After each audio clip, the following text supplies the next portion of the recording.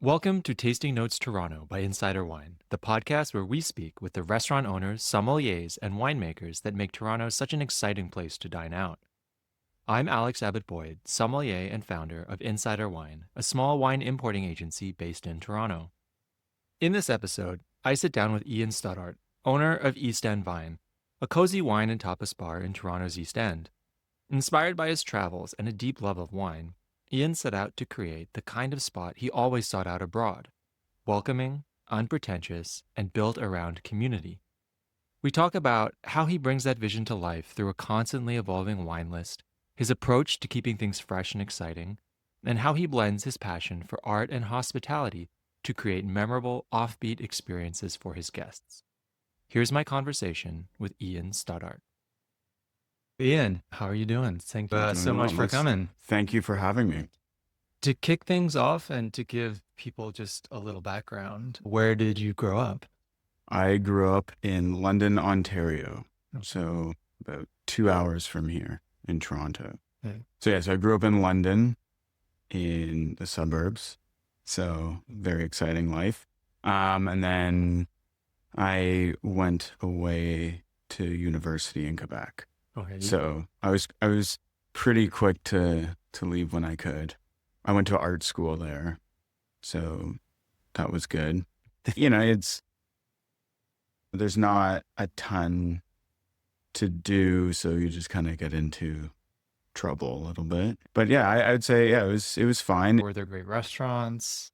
There are some good restaurants. The problem with growing up in a place like London is a lot of people have backyards, which is, it's a good thing, but in terms of a problem, a lot of people just go home and then they'll have friends over. So there isn't really a huge culinary scene. And a lot of the bars downtown are focused on university students. So there is the London Club, which my parents were a part of. They're like members. And so that has a good food scene. And apparently now they have a pretty good wine program. It's as good as it can be. Yeah. Were your parents into food and wine? Based on what you're describing, it sounds like, what was then home cooking something that was big? Yeah. My mom is a very good house chef. So she really took a lot of pride in cooking meals, and we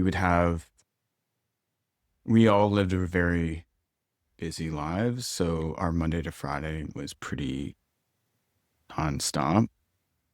But Sundays were mom's like, if we're going to have one meal, it's going to be like Sundays. And so she'd cook elaborate meals on Sunday night. And then in our dining room, that was our practice for if we went out, or if we went out to somebody else's house, or if we went out for dinner, was how we conducted ourselves at the table was on Sunday night. Was we had to pretend we were basically on our best behavior. Yeah. And so that's how we learned how to when we were from a young age to when you go to restaurants, don't crawl under the table, don't get up and sprint around and stuff. So we had that, but then while practicing that, we had these very nice meals that she would cook. So she took a lot of pride in that, and and then that influenced me to want to make my own lunches when I was a kid. And then eventually when we were encouraged to get jobs pretty young. And so if my parents are at work, I'd come home, I'd have to make myself a meal to go out. So obviously asking her how to do things, learning how to at least not be afraid of cooking. But that doesn't mean I'm a good cook now, but Well, what sparked a bigger passion into food? Well, after being a broke artist for a while, you have to learn to be creative. So I would say that basically being able to afford to go out for food. When I was younger, you'd much rather go out to the bar. So you would learn how to cook decent meals. So I also had a friend he went to culinary school when he was young. And he was basically was a backpacker for 12 years. And so I met up with him. So he was always into cooking. And then I went and lived with him in New Zealand, and then was learning from him as well. So just kind of always being around it. And then being in the food and beverage industry as like a side gig while trying to be an artist. You're So always around it. yeah, I mean, I feel like we kind of maybe glossed over something. What kind of artists were you working on being? I was so I went to art school for everything. So over there we did like a theater, dance, visual arts. And so I like learned how to compose music, learned the trumpet, to sing, play the piano where I learned how to compose music. We learned dance and learned theater and writing. And then that kind of spawned into me wanting to be on SNL for a long time. So when I was in high school, my one friend and I did a lot of improv. And then we were eventually, when we got onto student council, we were asked to do like skits for like assemblies and stuff. So we tried to do that. So that kind of grew and grew. So basically like try to be an actor for a while. And then in university, it's the same thing. Kept doing like, improv and got pretty good at it. And then, but when I went backpacking for 7 months, that's where I really got into writing. So yeah, that eventually led to me wanting to write more. So then after, like getting back from backpacking and stuff, I did like my graduates in comedy writing. And then I guess I made my own master's in screenwriting where I attended like the Robert McKee seminar and did a George Brown course and just kind of like compiled my own stuff to basically study it full time for like another 2 years. And then after that, like pursuing making it happen. When did wine start to come into the picture? I think I've tried to think about that. I'd say like the first great experience I had with wine would have been, I just remember that I had like a big ripe cab that I had, and I just bought various cheeses. Yeah. And I just remember, and I know, anyone in the wine, they're like, oh, like Big Napa cab or whatever with cheeses is like, people think it's going to be good, but it's not. But it was like the first thing that I was like, this is really good. Yeah. Like, I just love like the different types of cheese with wine, and being young, like your palate still enjoys sweet things, right? Yeah. Like from being a kid, and that slowly transcends. And then as you get older, I feel like it goes back to, 60-year-old men loving Amarone. But that was probably the first experience. But then I'd always said when I was younger, I said at 35, I always reevaluate life in general and then make decisions, because I thought that was young enough to start up a new career. So at 35, I reevaluated everything. And then I had fallen a bit out of love with the arts just because the hustle is so, like, if you're not in it, then it's tough. So I decided to make that more of a hobby. And then I was like, well, I really love traveling and I enjoy wine, and maybe there's something I can do with it. So I took 2 months of just not doing anything and just allowing myself to be. And then after those 2 months, I was like, yeah, I think maybe maybe I should try to become a sommelier and get my certification. And then the next day I signed up for school, and then I got my certification 8 months later. Okay. Wow. I feel like there's so much there. You're definitely not alone with cab getting you into wine. I mean, for me, it was exactly the same. Mm-hmm. It was Bordeaux that it was the first time I was like, wow, okay, there's actually, if I stop and pay attention, there's actually a whole lot going on here. Yeah. And I don't remember what we paired with it, but I would be willing to bet it was just a couple different cheeses as well. And then that just sparked that joy. But isn't that, it's interesting how that works. If you're like adventurous and you buy a bunch of different cheeses, they might have like all these different flavor compounds in it, that if you're comparing it and it's like an introduction, it's cool because you'll, without realizing it, you're learning that you're like playing around with flavors. Yeah. Yeah, that's fascinating. I don't think I was that adventurous cheese-wise. I think for me, it probably was variations on aged Gouda and cheddar that I started. So you signed up for Somm School. Was that the Somm Factory with Bruce? I studied under Bruce. And then... And what year was this? 2019. 2019. So I signed up, and thinking I knew more about wine than I actually did, I skipped I skipped the level 1 at Somm Factory. Went right in because I was like, I was like a cocktail bartender, and like when I was younger, I was a really decent bartender. So I skipped level 1 and then went right into level 2 with him. And then I was like, maybe I should have taken level 1 just to, because it gives you like a really good, like level 1 gives you a really good little, in terms of at the Somm Factory, it gives you a nice either reminder or just like soil to plant your seeds. Yeah. And I just kind of skipped to buying plants, I guess. Yeah. But yeah, so I studied under him, and then through the core Master Somms, I did level 1 and 2 back to back. So Monday through Wednesday. Must have been intense. Yeah, man. Yeah.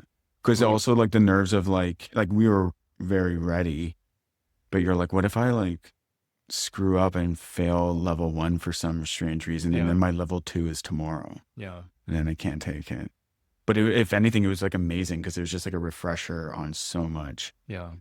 Just a reminder, and it kind of calmed, because as you're doing level 1, you're like, those 2 days, I was like, oh, this is really easy. This is good though, because it reminded you of like these little facts. So then especially for like theory, because then on Wednesday, like for level 2, I found that the theory wasn't as intense. I think like the level 2 is when it's like the blind tastings and service, which is like a nightmare. Yeah. Well, I don't remember being as nervous as I was after taking the level 2 test, just like waiting in this restaurant to get the results. Oh my God. Where did you do it? I actually went to Boston. Oh, okay. Yeah. Because so I'd moved to Canada. I had started Insider Wine. My first wines, which were all from Oregon, were kind of on the way. Mm-hmm. And I knew once they were going to get here right as we had our first kid. So I knew that when they were here and I would suddenly become a father, I was going to be very, very busy. So, and it only happens once a year in Canada, whereas it happens every single weekend in the United States. So I just picked a weekend that was convenient and flew to Boston to take it. But I was feeling like I was having a nervous breakdown. Just waiting. Oh yeah. And you're like sweating through like the shirt that you wear. Yeah. And and everyone is, comparing, what did you get for the wines? And they have totally different wines and they're so confident. And how did you find service? As someone who has never actually worked service, I passed it by the skin of my teeth. My first business was in cocktails, and that I think was a big part of what saved me, because like there were a ton of cocktail questions for whatever reason, and every one of those is like boom, boom, boom, I nailed it. Yeah. But I forgot to put out the glasses before opening the champagne to give you a sense of where I was. Yeah. Apparently, all the invisible diners at the table, I cut off their heads because I carried the tray right over the chairs, and I got dinged for that. And so it was theory and tasting that got me. Like, I had like one of those moments where I was like 2 in the moment, where I was like, oh, I'm doing my exam. As I was doing the exam, I was like, shit. So I remember being like, I'm failing right now during service. Like my technical part of pouring was fine, but I'm like, he's like asking me questions. I'm like, shit, I'm like botching this. And so I was like, I'm just going to switch on my improv and just do what I normally do. So then I made up this whole story. So the champagne he was telling me, I made up, it was a partially true story. I took a story of my parents who were on a trip, and they stayed at this like celebrity's villa that their friends had rented. Long story. I took that story and it was like, my parents were actually allowed to pick a bottle, and they didn't pick this champagne, but it was very similar to it. And I told this whole story, and he just listened. So I made him stop asking me questions for a few minutes for me to get into my groove. Yeah. So then he like stopped asking me questions as I was like telling the story, as I was pouring the champagne. And then after that, it was fine. Yeah. But I like totally distracted him.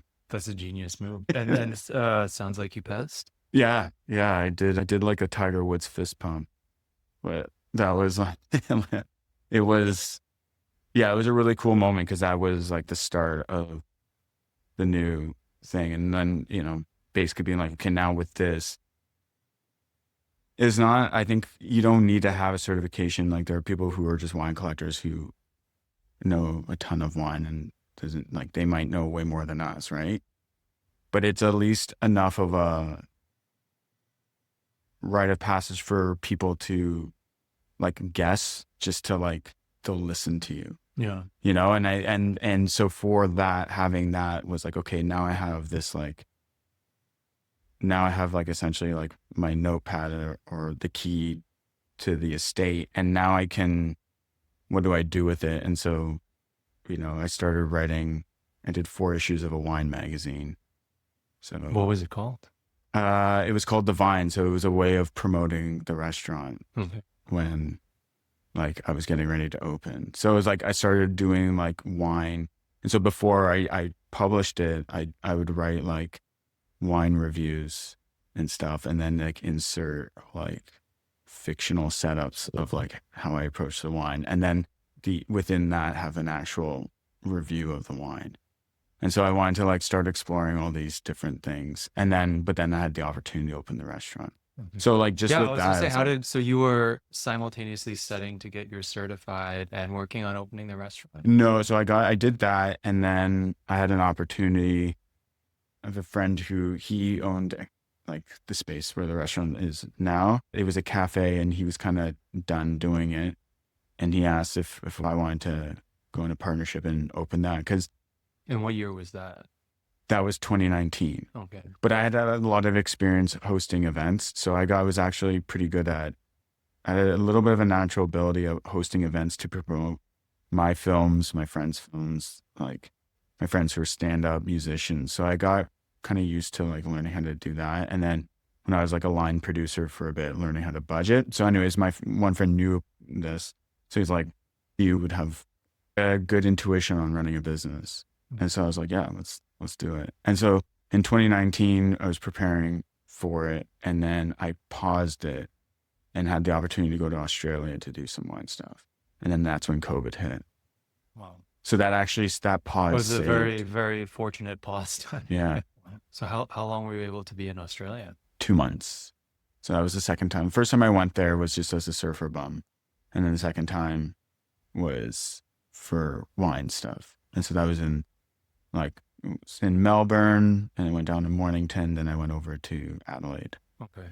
All right. So it's And that was it's was like late 2020. night. So 2020, Yeah. you have passed your certified somm. You're working on opening this restaurant, but you wanted to take this pause to do this travel. Yeah. Why did you think that was a good idea? And that you and rather than focus on getting the business off the ground? I'm a firm believer in travel. I think it's arguably the best education. And so I traveled a lot when I was in my 20s and in my early 30s. Though my one regret was I didn't just completely travel in my 20s and just get as many work visas as possible. So when I got my certification, I was 35. So I'm like, where could I apply? Could I go work at a vineyard somewhere?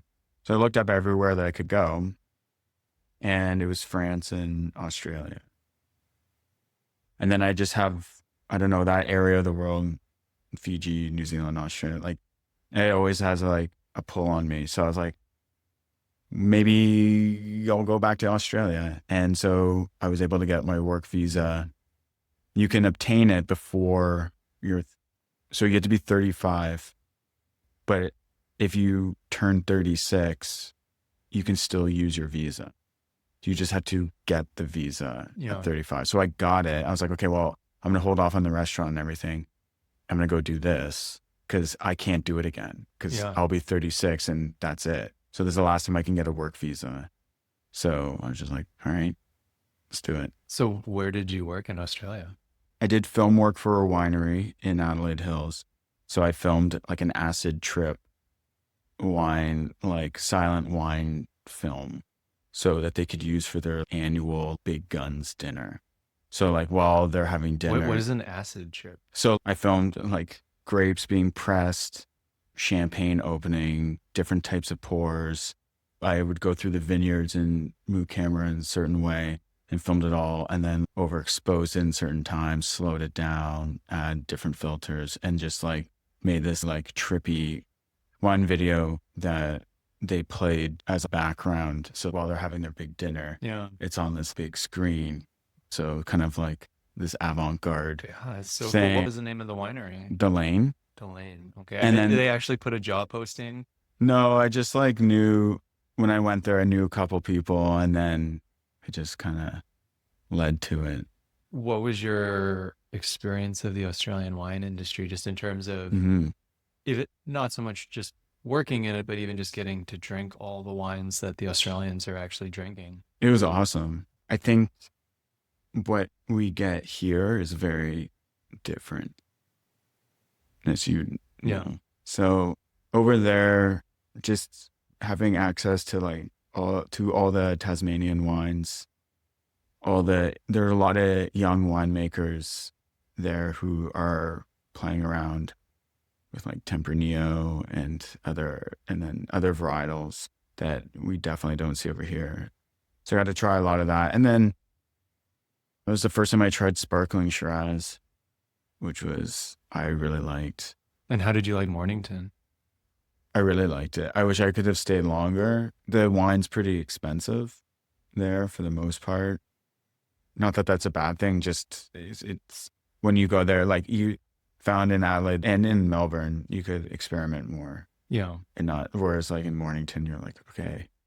Well, no, I mean it's Melbourne's Hamptons, right? Yeah, it's true. Yeah. But it's like in terms of like not wine, like just being there, it was Yeah. beautiful. Yeah. Yeah, I stayed with some friends of friends there. They were kind enough to let me tag along. They had a cottage out there.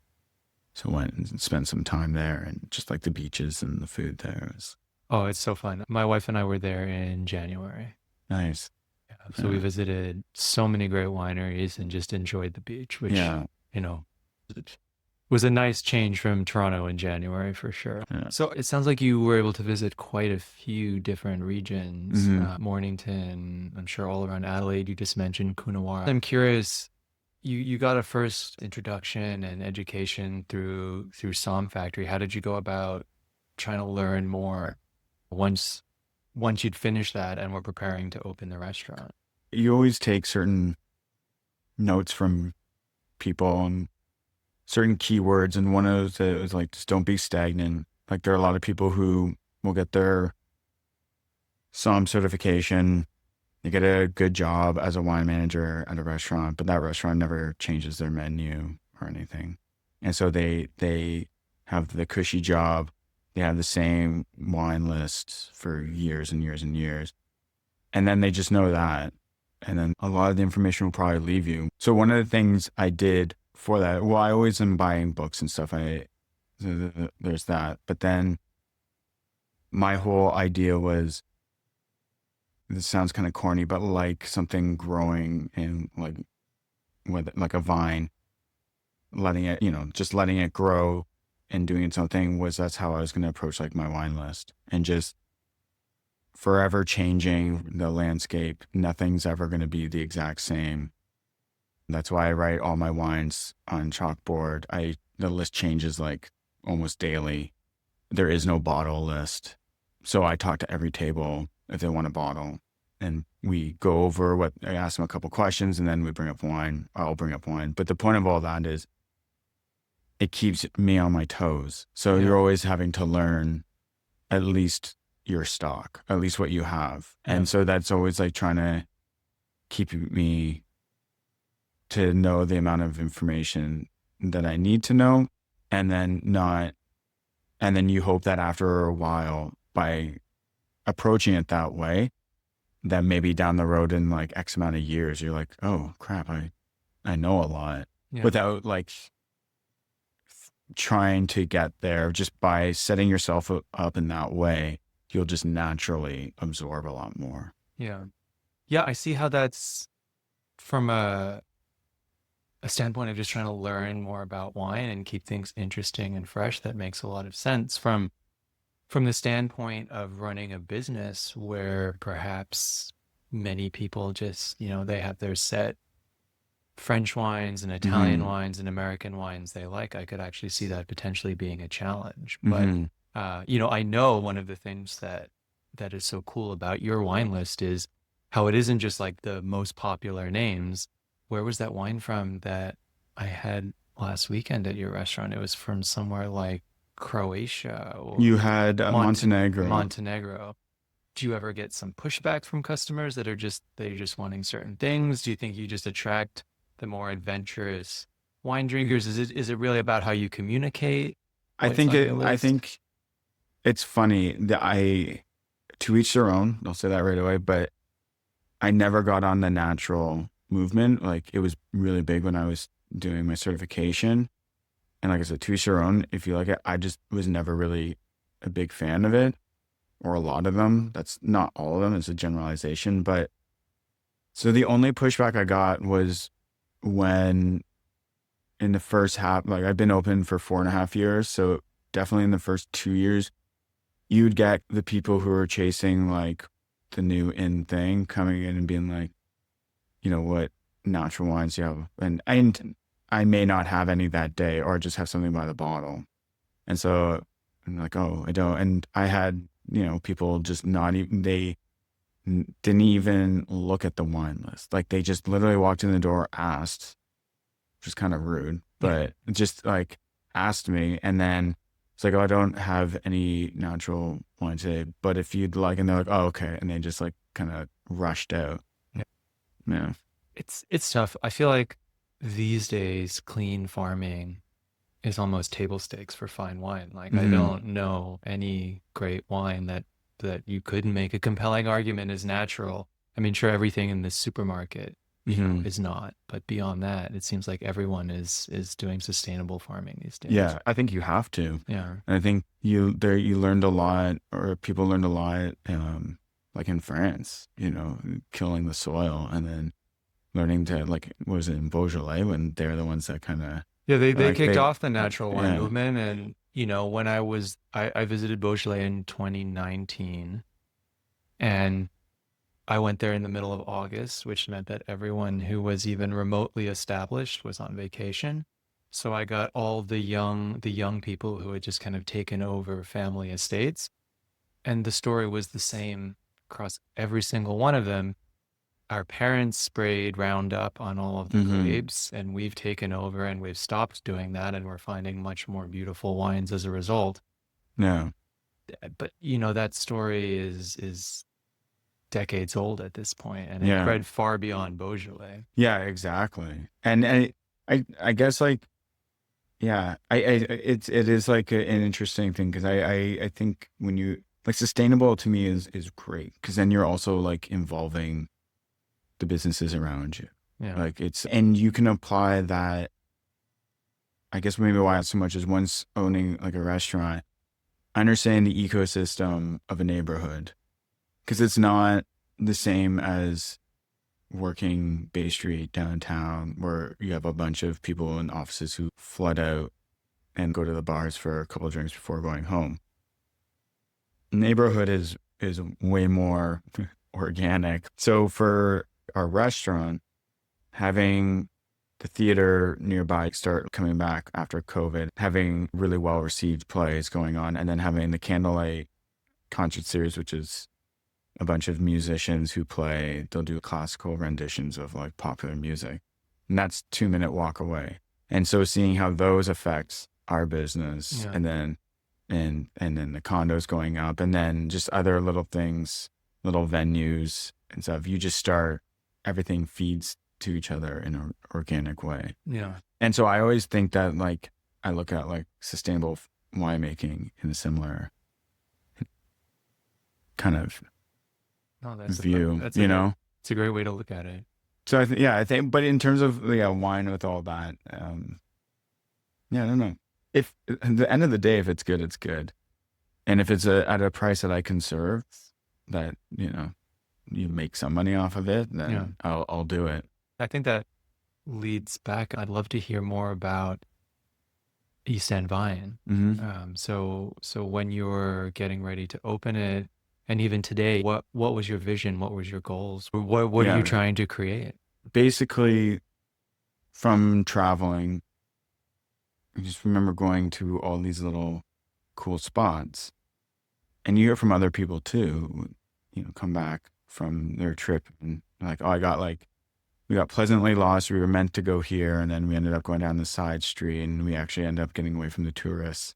Went into this little local spot and like we loved it and everyone's having a good time. And, that kind of story over and over again. I hear from other people, those kind of things, and myself experiencing that. I was like, if I ever do open up a place, I wanted to have that kind of small town European vibe to it. And then also just, I really didn't like the snobbery and pretentiousness from wine. Yeah. And it's really easy to fall into it. Yeah. But like that, I was like, ugh. Like you just see that, you're like, nah. And then, so I thought with that, and it's just not my kind of vibe on it. So I just thought with the travel stuff and then with trying to not be that kind of sleek, like everything's all white inside and, like wine is serious.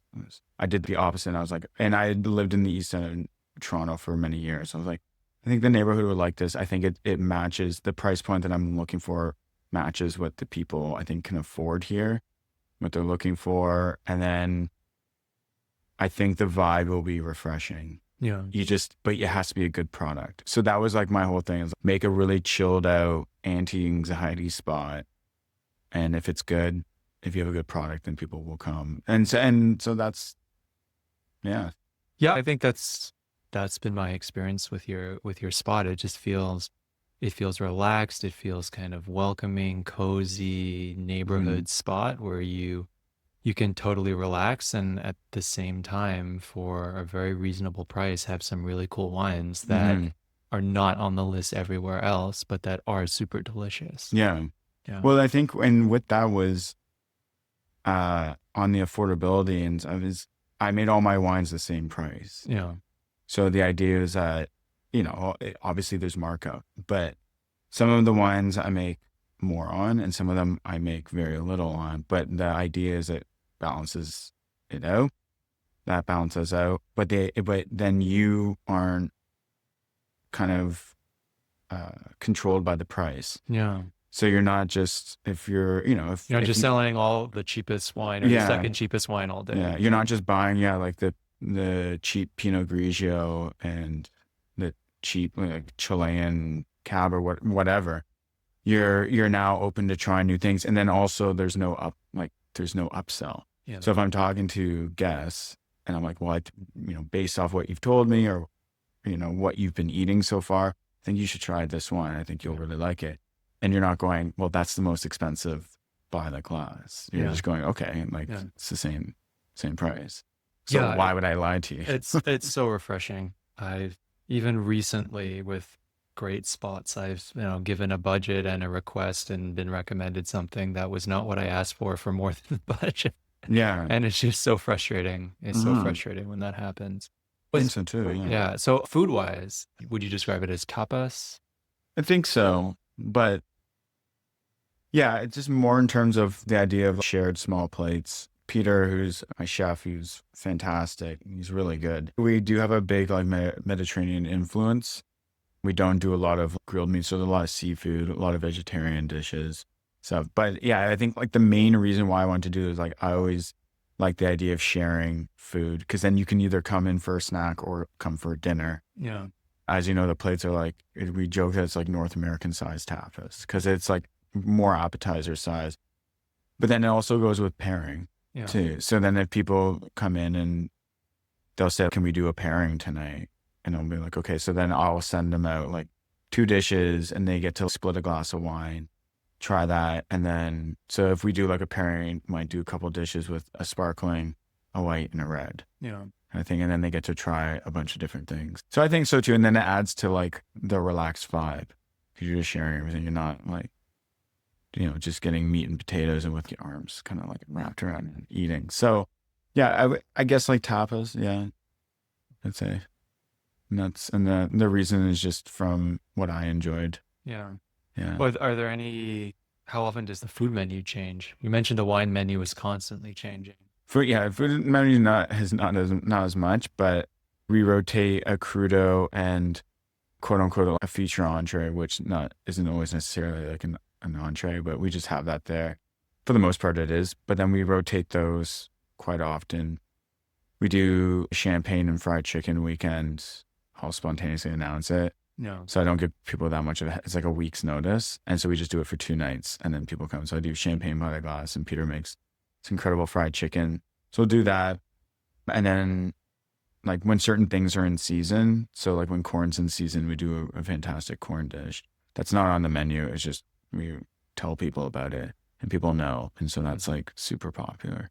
So yeah, we do random things like New Year's Eve. We do our popular Seinfeld-themed 6-course dinner. Okay. Yeah. Tell me about that, because I noticed when I went to the bathroom, there were shrine. so many photos from Seinfeld. Yeah, I just love Seinfeld. They went back to the relaxed vibe, right? So upstairs, the color palette of the main floor is based off a sunset photo I took in Australia, and then kind of hung photos and made it kind of eclectic.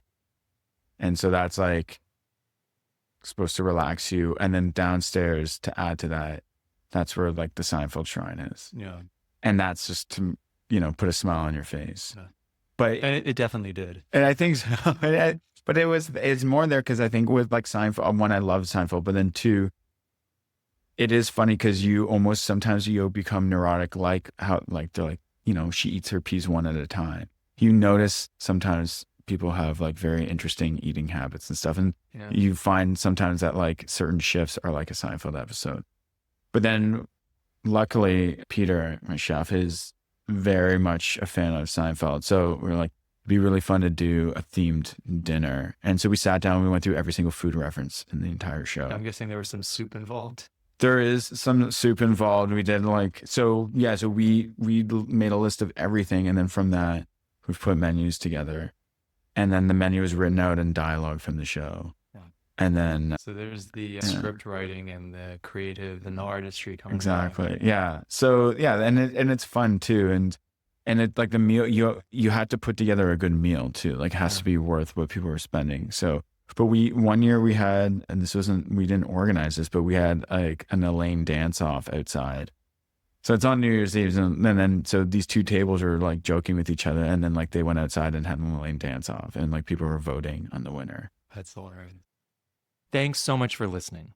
Unfortunately, the last couple of minutes of my conversation with Ian were lost. Although I do think that an Elaine dance off is a pretty good place to end.